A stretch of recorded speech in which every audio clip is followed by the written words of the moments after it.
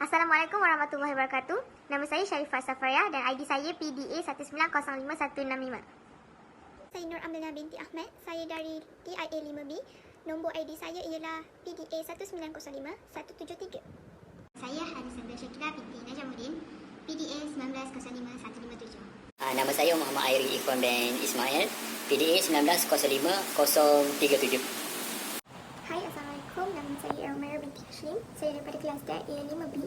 Nombor ID saya PDA 1905151. Jadi saya akan mulakan dengan pengenalan untuk Pertukas Utama Perlembagaan Malaysia. Saya bermaksud untuk maksud perlembagaan. Maksud perlembagaan ialah undang-undang tubuh atau asas sesebuah kerajaan. Perlembagaan merupakan satu koleksi atau dokumen yang menggariskan institusi-institusi kerajaan, hak-hak rakyat serta had dan tanggungjawab kepada mereka. Perlembagaan persekutuan dibentuk dengan mengambil kira perkembangan sejarah negara sebelum dan selepas penjajahan. Hal ini diambil kira bagi merealisasikan cita-cita mewujudkan sebuah negara yang demokrasi dan adil untuk semua pihak. Jadi, terdapat 5 perkara yang menjadi peruntukan utama dalam perlembagaan, iaitu bahasa Melayu, agama Islam, hak asasi orang Melayu, kewarganegaraan dan juga hak asasi. Jadi saya akan mulakan dengan bahasa Melayu. Bahasa Melayu adalah lingua franca sejak zaman Kesultanan Melayu Melaka lagi. Bahasa Melayu juga digunakan sebagai bahasa rasmi di negara kita. Seterusnya ialah perkara 152, ialah Perlembagaan Persekutuan juga telah menjelaskan bahawa bahasa Melayu yang dikenali sebagai bahasa Malaysia adalah bahasa rasmi yang tidak boleh dipertikai fungsi dan peranannya sebagai bahasa kebangsaan di negara kita. Di bawah perkara 1506A juga, bahasa Melayu dilindungi oleh perlembagaan walaupun dalam keadaan darurat, dan bahasa Melayu dijadikan medium penyatuan bangsa Malaysia. Seterusnya ialah kedudukan bahasa Melayu. Bahasa Melayu merupakan bahasa perantaraan negara kita sejak zaman Kesultanan Melayu Melaka pada abad ke-15. Bahasa Melayu juga digunakan sebagai bahasa rasmi di negara kita. Bahasa Melayu juga dijadikan medium penyatuan bangsa Malaysia. Ianya juga adalah proses pemilihan dan penetapan bahasa Melayu sebagai bahasa kebangsaan adalah melalui persekepakatan serta tolak ansur daripada rakyat-rakyat di negara kita. Tun Dr. Mahathir pernah berkata, bahasa bukanlah sekadar hiasan. Dalam keindahan infrastruktur dan kemudahan dunia pertama, biar negara ini dihuni oleh masyarakat kelas 1 yang tahu menghormati bahasa kebangsaan sebagai bahasa jambatan penyatuan pelbagai kumpulan dalam stratifikasi penyatuan masyarakat di samping kekal sebagai bahasa kebangsaan, bahasa rasmi serta bahasa ilmu. Akhir kata, jangan kerana segelintir permintaan, maka kita korbankan bahasa. Tanpa bahasa Melayu, mana mungkin wujud bangsa Malaysia? Tanpa bangsa Malaysia, siapalah kita? Seterusnya saya akan sambung agama Islam sebagai agama rasmi. Agama Islam merupakan agama bagi persekutuan.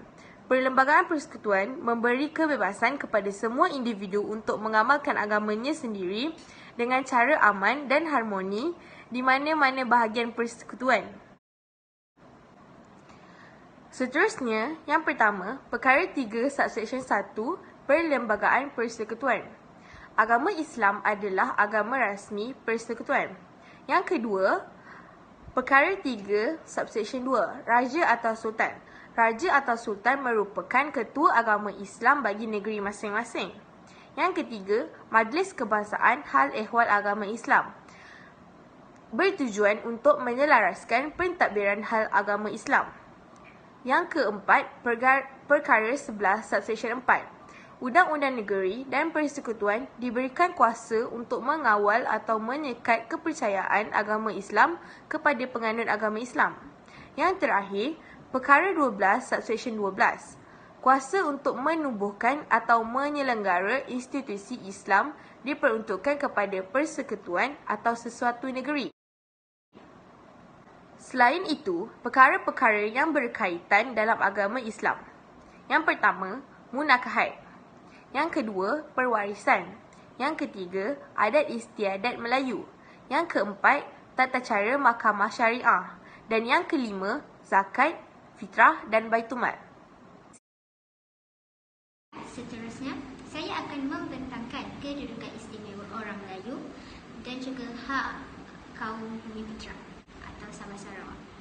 Menurut perkara 110 subsection 2 Perlembagaan Persekutuan Malaysia, orang Melayu diiktiraf sebagai seseorang yang beragama Islam, bertutur dalam bahasa Melayu, mengamalkan adat istiadat orang Melayu dan lahir pada hari sebelum kemerdekaan di Persekutuan atau di Singapura, atau pada hari merdeka bermastautin di Persekutuan ataupun di Singapura.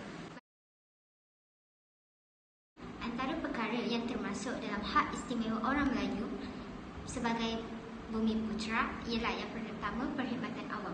Okey, menurut perkara 153 Perlembagaan Persekutuan Malaysia memperuntukkan tanggungjawab YDPA bagi Nasihat Jemaah Menteri untuk menentukan perizaban orang Melayu dan Bumiputera di Sabah dan Sarawak. Seterusnya ialah lapangan ekonomi. Menurut perkara 153 Persekutuan Perlembagaan Malaysia, hak istimewa orang Melayu dan Sabah Sarawak dalam lapangan ekonomi. Dalam hal ini, Undang-Undang Persekutuan menggariskan untuk menjalankan sesuatu perniagaan ataupun perdagangan, permit ataupun lesen perlu ada. Undang-undang ini dilakukan adalah untuk menolong orang Melayu melibatkan diri dalam bidang perdagangan dan perindustrian, memandangkan orang Melayu ini ketinggalan dalam bidang ekonomi. Akhir sekali ialah pendidikan. Untuk mengelakkan orang Melayu ketinggalan dalam bidang ekonomi, pendidikan juga amat penting untuk orang Melayu disebabkan nasib orang Melayu dalam bidang ekonomi bergantung kepada pendidikan. Oleh sebab itu, kemudahan khas perlu diadakan kepada orang Melayu agar dapat bersaing dengan kaum lain dalam bidang ekonomi. Menurut Fasal 2 Perkara 153, Perlembagaan Persekutuan Malaysia memperuntukkan YDPA untuk bertanggungjawab melindungi hak istimewa orang Melayu dan Bumiputera di Sabah Sarawak dengan menentukan perizaban kepada mereka seperti beasiswa, bantuan dan kemudahan dana lain-lain, kemudahan pelajaran yang diadakan oleh Kerajaan Persekutuan. Tetapi perkara 153 Perlembagaan Persekutuan Malaysia memperuntukkan perlindungan untuk kepentingan kaum lain. Contohnya dalam Fasal 4 memperuntukkan YDPA tidak boleh memberhentikan mana-mana beasiswa atau bantuan kepada orang lain selain orang Melayu dan Bumiputera di Sabah dan Sarawak. Salah satu peruntukan utama yang diperuntukkan untuk orang Melayu ialah kemasukan anak Melayu dalam universiti dan skim beasiswa. Okey, hari ini saya akan berceritakan sedikit sebanyak tentang salah satu bahagian utama di dalam perlembagaan negara kita, iaitu kewarganegaraan. Untuk menjadi warga negara ini, dia terdapat ciri-ciri yang telah ditentukan di dalam Peraturan Kewarganegaraan Malaysia 1964. Yang pertama ialah kewarganegaraan melalui kuat kuasa undang-undang. Setiap orang yang lahir di Malaysia sebelum Hari Malaysia yang menjadi warga negara persekutuan menurut kuasa peruntukan yang terkandung dalam bahagian 1 jadual 2 dan juga diberitahu dalam Perjanjian Persekutuan 1948. Okey, yang seterusnya ialah kewarganegaraan melalui pendaftaran. Untuk yang pendaftaran ini dia terbahagi kepada dua, iaitu untuk orang yang dilahirkan di Persekutuan atau orang yang lahir di Sabah dan Sarawak. Untuk seorang yang lahir di sebelum Hari Malaysia ni, permohonan dibuat kepada Kerajaan Persekutuan oleh mana-mana yang berumur 18 tahun atau ke atas yang dilahirkan di Persekutuan pada sebelum Hari Merdeka ni berhak didaftarkan sebagai warga negara jika memenuhi syarat berikut, iaitu telah tinggal di Persekutuan selama 7 tahun, berniat untuk tinggal tetap, berkelakuan baik dan mempunyai pengetahuan tentang bahasa Malaysia. Yang kedua ialah kewarganegaraan melalui pendaftaran untuk orang yang tinggal di Sabah dan Sarawak pada Hari Malaysia. Ianya tertakluk kepada perkara 18 apabila dibuat kepada Kerajaan Persekutuan sebelum bulan September 1971 oleh mana-mana orang yang berumur 18 tahun ke atas dan biasanya bermastautin di negeri Sabah dan Sarawak pada Hari Malaysia. Yang ketiga ialah kewarganegaraan melalui penaturalisasi. Ianya tertakluk kepada Fasal 9 apabila jika permohonan dibuat oleh mana-mana yang berumur 21 tahun atau lebih yang bukan warga negara, maka Kerajaan Persekutuan boleh memberi orang itu suatu pengakuan naturalisasi dengan syarat dia telah tinggal di persekutuan selama tempoh yang dikehendaki. Kewarganegaraan melalui penggabungan wilayah. Jika wilayah baru yang diterima masuk di dalam Persekutuan Malaysia selepas Hari Malaysia dianya menurut perkara 2, maka Parlimen boleh melalui undang-undang menentukan siapa yang akan menjadi warga negara berdasarkan hubungan mereka dengan wilayah itu. So seterusnya saya akan ceritakan tentang seseorang itu berkaitan dengan penamatan kewarganegaraannya. Yang pertama ialah pelepasan kewarganegaraan. Mana-mana warga negara yang berumur 21 tahun atau lebih yang dia mempunyai sempurna akal yang boleh fikir baik buruk ke apa, yang juga juga seorang warga negara lain. Yang kedua ialah pelencutan kewarganegaraan melalui pendaftaran di bawah perkara 16A atau melalui penaturalisasi. Yang pertama ialah kerajaan persekutuan boleh melalui perintah menunjukkan kewarganegaraan mana-mana orang yang menjadi warga negara melalui pendaftaran di bawah perkara 16A dan 17 atau yang menjadi warga negara melalui penaturalisasi jika berpuas hati dengan syarat orang itu telah tunjukkan diri dia melalui perbuatan percakapan yang dia tidak taat dan tidak setia kepada persekutuan. Yang terakhir, saya akan menerangkan 8 hak asasi dalam perlembagaan persekutuan. Yang pertama, kebebasan diri. Dalam Fasal 1, Perkara 5 Perlembagaan Persekutuan yang memperuntukkan tidak seorang pun boleh diambil nyawanya dan dilucutkan kebebasan dirinya, kecuali menurut undang-undang. Jika seseorang itu ditangkap, dia perlu diberitahu sebab dia ditangkap dan dibenarkan untuk membela dirinya oleh seorang peguam dipilihnya. Bagi yang ditangkap dan tidak dilepaskan, hendaklah dibawa ke hadapan seorang magistrat dalam masa 24 jam. Yang kedua, keabdian kerja paksa. Perkara 6 Perlembagaan Persekutuan Malaysia bahawa tidak seorang pun boleh ditahan sebab abdi dan kerja paksa. Segala jenis kerja paksa adalah dilarang, tetapi Parlimen boleh dengan undang-undang membuat peruntukan bagi perkhidmatan kerahan untuk maksud-maksud negara. Akan tetapi, kerja yang berkaitan menjalankan hukuman penjara tidaklah dianggap kerja paksa. Seterusnya, yang ketiga, perlindungan daripada undang-undang jenayah dan perbicaraan berulang. Melalui perkara 7 memperuntukkan tidak seorang pun boleh dihukum kerana sesuatu perbuatan yang tidak menjadi kesalahan di sisi undang-undang. Pada masa perbuatan itu dilakukan dan tidak sesiapa pun juga boleh menanggung hukuman yang lebih berat bagi sesuatu kesalahan daripada yang telah ditetapkan oleh undang-undang pada kesalahan itu dilakukan. Pasal 2 merupakan bahawa seseorang yang telah dibebaskan atau disabit kesalahan tidak boleh dibatalkan dan perbicaraan semula diperintahkan oleh mahkamah atasan mengenai perkara tersebut. Keempat, kesamarataan di sisi undang-undang. Perlembagaan Persekutuan Malaysia memperuntukkan bahawa semua orang adalah sama di sisi undang-undang dan berhak mendapat perlindungan yang sama. Fasal 2 menyebut seseorang warga negara tidak boleh dibezakan atas sebab agama, kaum, keturunan dan tempat lahir.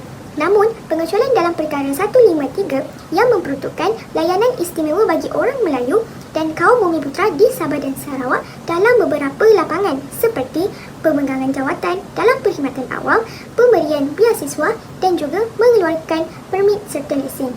Kelima, larangan buang negeri dan kebebasan bergerak. Perkara 9 Perlembagaan Persekutuan Malaysia memperuntukkan bahawa tidak seseorang pun warga negara yang boleh dibuang negeri atau ditahan daripada masuk ke dalam persekutuan. Walau bagaimanapun, hal ini tertaluk pada imigresen yang berkaitan dengan Sabah dan Sarawak. Keadaan ini tertaluk kepada undang-undang yang berkaitan dengan keselamatan seperti ketenteraman awam, kesihatan awam dan hukuman yang dikenakan kepada pesalah. Keenam, kebebasan beragama. Sungguhan Perlembagaan Persekutuan Malaysia memperuntukkan agama Islam sebagai agama rasmi persekutuan. Setiap warga negara Malaysia berhak mengamalkan agama masing-masing. Tiap-tiap kumpulan agama berhak untuk, yang pertama, menguruskan hal ehwal agamanya sendiri. Kedua, menubuhkan dan menyelenggarakan yayasan bagi maksud agama dan akhirat. Ketiga, memperoleh dan mempunyai harta serta memegang dan mentadbirnya mengikut undang-undang. Yang ketujuh, kebebasan bercakap, berhimpun dan berpersatuan. Perkara 10 Perlembagaan Persekutuan Malaysia memperuntukkan kebebasan kepada semua warga negara untuk bercakap, berhimpun dan menubuhkan persatuan. Namun, Parlimen boleh mengenakan sekatan tertentu bagi kepentingan keselamatan, ketenteraman awam atau moral. Satu menjadi kesalahan adalah menyoalkan perkara-perkara sensitif seperti hak-hak keistimewaan orang Melayu dan penggunaan bahasa Melayu sebagai bahasa rasmi. Lain adalah hak dalam pendidikan iaitu kesamarataan dalam pelajaran. Perkara 12 dalam Perlembagaan Persekutuan Malaysia menyatakan tentang hak-hak mengenai pelajaran. Tidak ada sebarang perbezaan untuk mendapatkan pendidikan iaitu antaranya dalam pentadbiran mana-mana yayasan pelajaran yang disenggara oleh suatu pihak berkuasa awam tentang kemasukan murid-murid atau pelajar mengenai bayaran. Terakhir, yang ke-9 ialah hak untuk berharta. Perkara 13 dalam Perlembagaan Peruntukan Malaysia memperuntukkan tidak seorang pun boleh dilucutkan hartanya kecuali menurut undang-undang. Undang-undang juga tidak boleh membuat peruntukan untuk mengambil atau menggunakan harta dengan paksa tanpa papasan yang mencukupi. Baiklah, itu sahaja daripada kumpulan kami. Sekian, terima kasih.